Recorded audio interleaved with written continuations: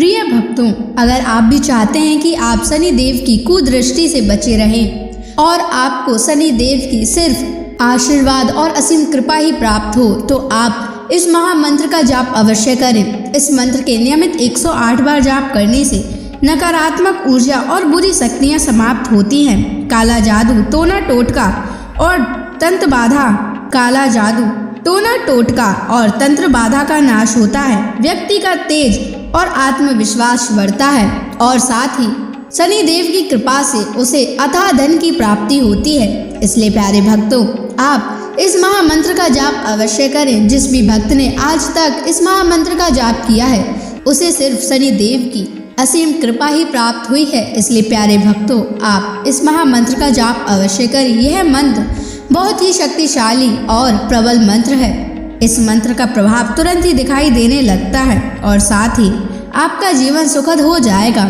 अगर आप शनि देव का आशीर्वाद प्राप्त करना चाहते हैं तो इस वीडियो को लाइक और चैनल को सब्सक्राइब जरूर कर दीजिए और कमेंट बॉक्स में जय शनि महाराज अवश्य लिख दीजिए। तो चलिए भक्तों, मंत्र का जाप करना प्रारंभ करते हैं। ओम ह्रीं सन शनैश्चराय सर्वदोष निवारणाय स्वाहा। ओम ह्रीं सन शनैश्चराय सर्वदोष निवारणाय स्वाहा। ओम ह्रीं सन शनैश्चराय सर्वदोष निवारणाय स्वाहा।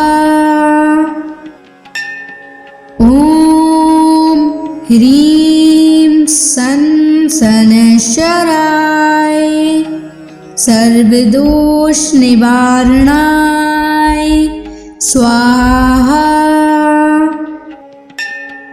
ओम ह्रीं सन शनैश्चराय सर्वदोष निवारणाय स्वाहा। ओम ह्रीं सन शनैश्चराय सर्वदोष निवारणाय स्वाहा। ओम ह्रीं सन शनैश्चराय सर्वदोष निवारणाय स्वाहा। ओम ह्रीं सन शनैश्चराय सर्वदोष निवारणाय स्वाहा। ओम ह्रीं सन शनैश्चराय सर्वदोष निवारणाय स्वाहा। ओम ह्रीं सन शनैश्चराय सर्वदोष निवारणाय स्वाहा। ओम ह्रीं सन शनैश्चराय सर्वदोष निवारणाय स्वाहा। ओम ह्रीं सन शनैश्चराय सर्वदोष निवारणाय स्वाहा। ओम ह्रीं सन शनैश्चराय सर्वदोष निवारणाय स्वाहा। ओम ह्रीं सन शनैश्चराय सर्वदोष निवारणाय स्वाहा।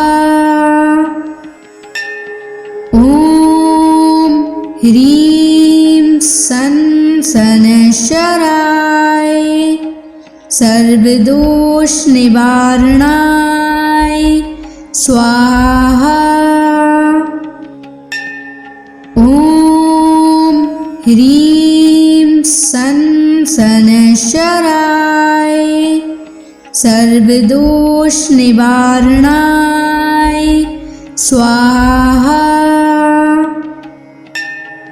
ॐ ह्रीं सन् शनैश्चराय सर्वदोषनिवारणाय स्वाहा। ॐ ह्रीं सन् शनैश्चराय सर्वदोषनिवारणाय स्वाहा। ॐ ह्रीं सन् शनैश्चराय सर्वदोषनिवारणाय स्वाहा। ॐ ह्रीं सन् शनैश्चराय सर्वदोषनिवारणाय स्वाहा।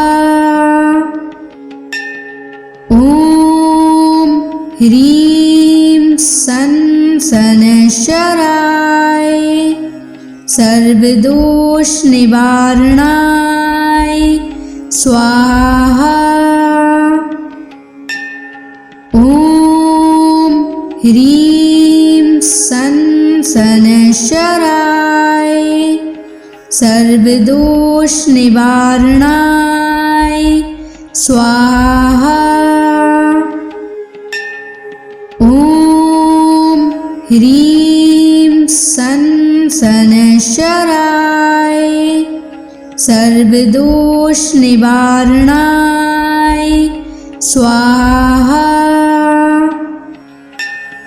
ॐ ह्रीं सन् शनैश्चराय सर्वदोषनिवारणाय स्वाहा। ॐ ह्रीं सन् शनैश्चराय सर्वदोषनिवारणाय स्वाहा। ॐ ह्रीं सन् शनैश्चराय सर्वदोषनिवारणाय स्वाहा। ॐ ह्रीं सन् शनैश्चराय सर्वदोषनिवारणाय स्वाहा। ॐ ह्रीं सन् शनैश्चराय सर्वदोषनिवारणाय स्वाहा। ॐ ह्रीं सन् शनैश्चराय सर्वदोषनिवारणाय स्वाहा। ॐ ह्रीं सन् शनैश्चराय सर्वदोषनिवारणाय स्वाहा। ॐ ह्रीं सन् शनैश्चराय सर्वदोषनिवारणाय स्वाहा। ॐ ह्रीं सन् शनैश्चराय सर्वदोषनिवारणाय स्वाहा। ॐ ह्रीं सन् सनशराय सर्वदोष निवारणाय स्वाहा। ॐ ह्रीं सनशराय सर्वदोष निवारणाय स्वाहा। ॐ ह्रीं सनशराय सर्वदोष निवारणाय स्वाहा। ॐ ह्रीं सनशराय सर्वदोष निवारणाय स्वाहा। ॐ ह्रीं सनशराय सर्वदोष निवारणाय स्वाहा।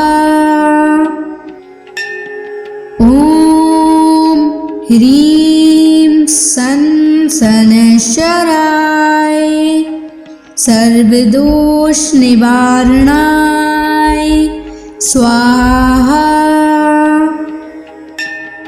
ॐ ह्रीं सनशराय सर्वदोष निवारणाय स्वाहा। ॐ ह्रीं सनशराय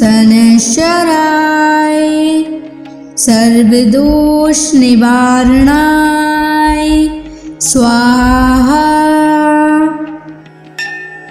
ॐ ह्रीं सनशराय सर्वदोष निवारणाय स्वाहा। ॐ ह्रीं सनशराय सर्वदोष निवारणाय स्वाहा।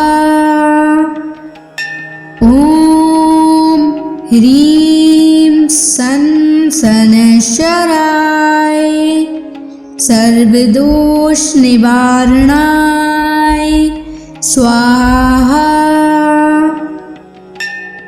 ॐ ह्रीं सनशराय सर्वदोष निवारणाय स्वाहा। ॐ ह्रीं सनशराय सर्वदोष निवारणाय स्वाहा। ॐ ह्रीं सनशराय सर्वदोष निवारणाय स्वाहा। ॐ ह्रीं सनशराय सर्वदोष निवारणाय स्वाहा। ॐ ह्रीं सनशराय सर्वदोष निवारणाय स्वाहा। ॐ ह्रीं सनशराय सर्वदोष निवारणाय स्वाहा। ॐ ह्रीं सनशराय सर्वदोष निवारणाय स्वाहा। ॐ ह्रीं सनशराय सर्वदोष निवारणाय स्वाहा। ह्रीं सन शनैश्चराय सर्वदोष निवारणाय स्वाहा। ॐ ह्रीं सन शनैश्चराय सर्वदोष निवारणाय स्वाहा। ॐ ह्रीं सन शनैश्चराय सर्वदोष निवारणाय स्वाहा। ॐ ह्रीं सन शनैश्चराय सर्वदोष निवारणाय स्वाहा। ॐ ह्रीं सन शनैश्चराय सर्वदोष निवारणाय स्वाहा। ॐ ह्रीं सन शनैश्चराय सर्वदोष निवारणाय स्वाहा। ॐ ह्रीं सन शनैश्चराय सर्वदोष निवारणाय स्वाहा। ॐ ह्रीं सन शनैश्चराय सर्वदोष निवारणाय स्वाहा। ॐ ह्रीं सन शनैश्चराय सर्वदोष निवारणाय स्वाहा। ॐ ह्रीं सन शनैश्चराय सर्वदोष निवारणाय स्वाहा।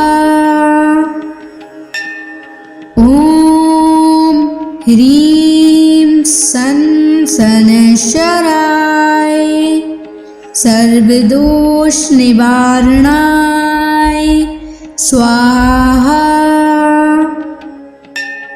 ॐ ह्रीं सन शनैश्चराय सर्वदोष निवारणाय स्वाहा।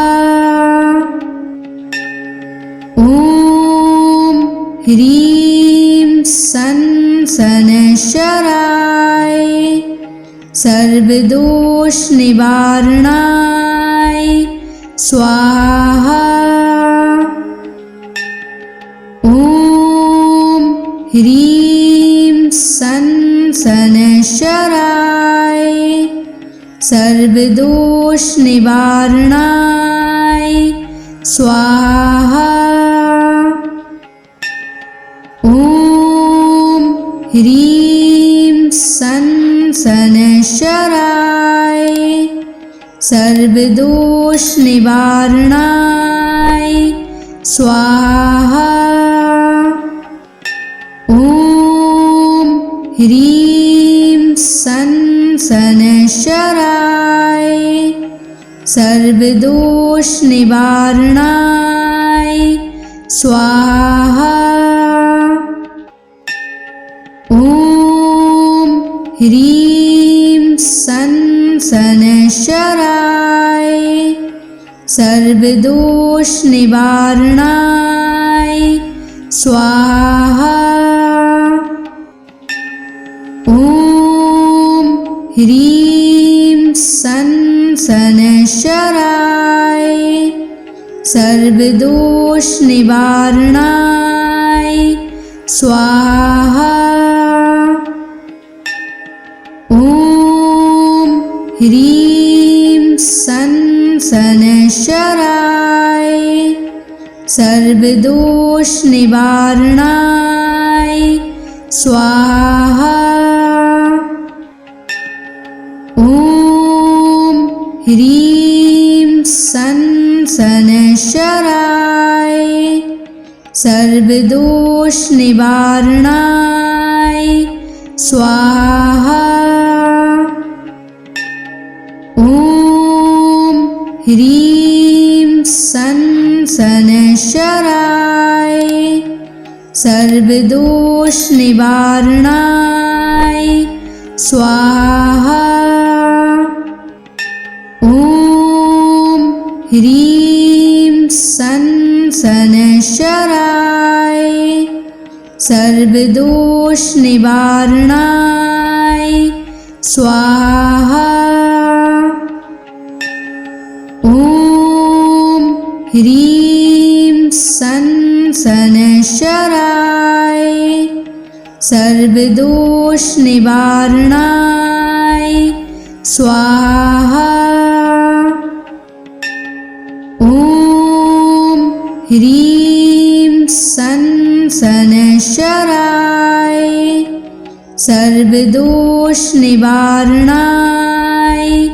स्वाहा। ॐ ह्रीं सन् शनैश्चराय सर्वदोषनिवारणाय स्वाहा। ॐ ह्रीं सन् शनैश्चराय सर्वदोषनिवारणाय स्वाहा।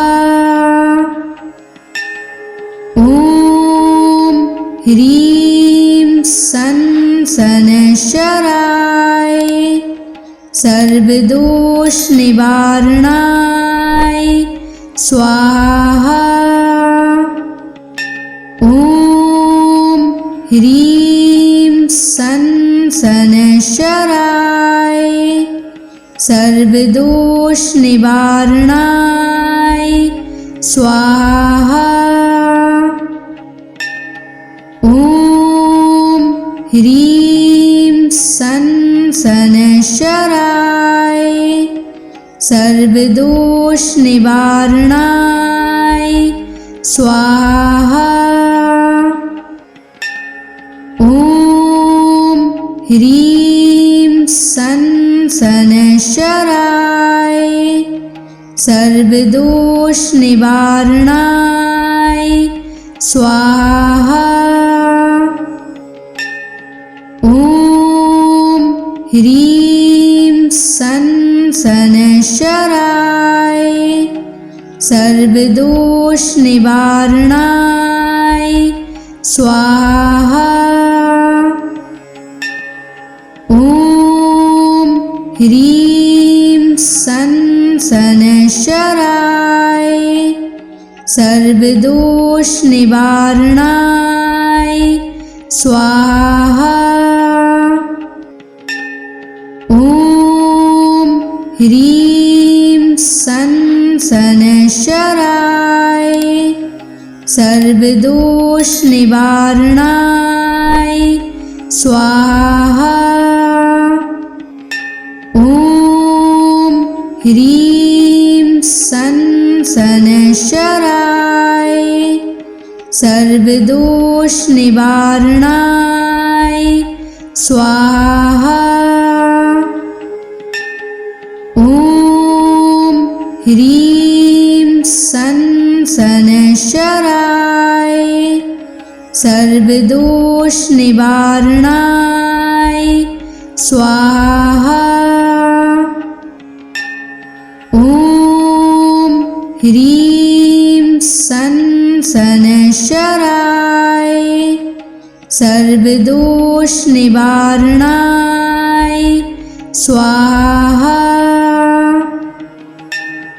ॐ ह्रीं सन् शनैश्चराय सर्वदोषनिवारणाय स्वाहा। ॐ ह्रीं सन् शनैश्चराय सर्वदोष निवारणाय स्वाहा। ॐ ह्रीं सं शनैश्चराय सर्वदोष निवारणाय स्वाहा। ॐ ह्रीं सं शनैश्चराय सर्वदोष निवारणाय स्वाहा। ॐ ह्रीं सं शनैश्चराय सर्वदोष निवारणाय स्वाहा। ॐ ह्रीं सं शनैश्चराय सर्वदोष निवारणाय स्वाहा। ॐ ह्रीं सं शनैश्चराय सर्वदोष निवारणाय स्वाहा। ॐ ह्रीं सं शनैश्चराय सर्वदोष निवारणाय स्वाहा। ॐ ह्रीं सं शनैश्चराय सर्वदोष निवारणाय स्वाहा। ॐ ह्रीं सं शनैश्चराय सर्वदोष निवारणाय स्वाहा। ॐ ह्रीं सं शनैश्चराय सर्वदोष निवारणाय स्वाहा। ॐ ह्रीं सं शनैश्चराय सर्वदोष निवारणाय स्वाहा। ॐ ह्रीं सं शनैश्चराय सर्वदोष निवारणाय स्वाहा। ॐ ह्रीं सं शनैश्चराय सर्वदोष निवारणाय स्वाहा। ॐ ह्रीं सं शनैश्चराय सर्वदोष निवारणाय स्वाहा।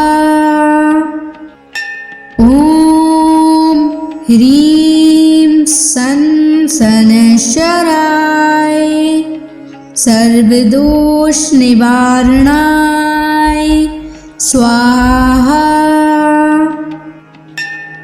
ॐ ह्रीं सं शनैश्चराय सर्वदोष निवारणाय स्वाहा।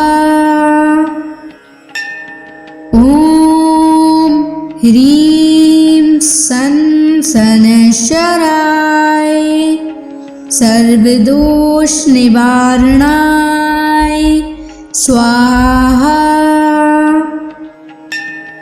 ॐ ह्रीं सं शनैश्चराय सर्वदोष निवारणाय स्वाहा।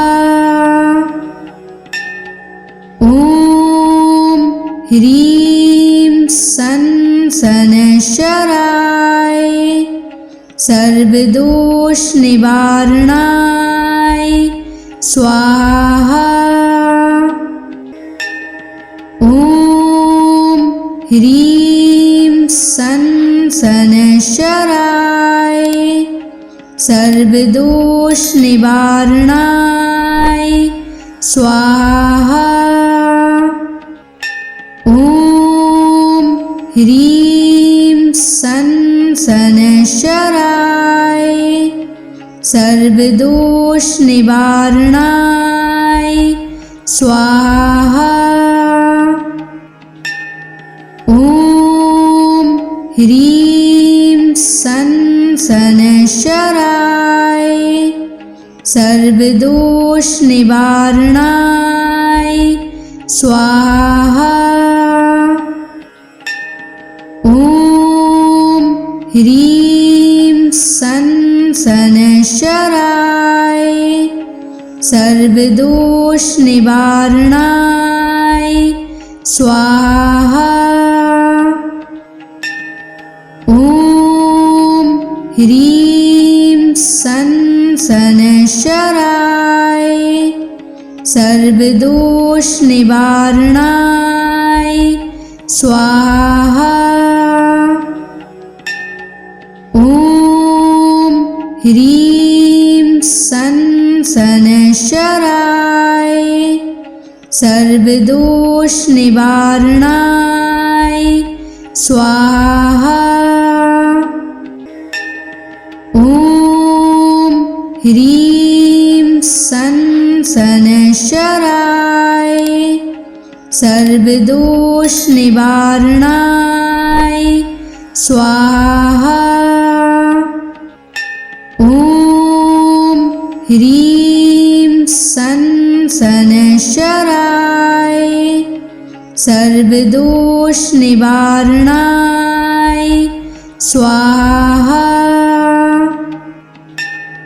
ॐ ह्रीं सन शनैश्चराय सर्वदोष निवारणाय स्वाहा।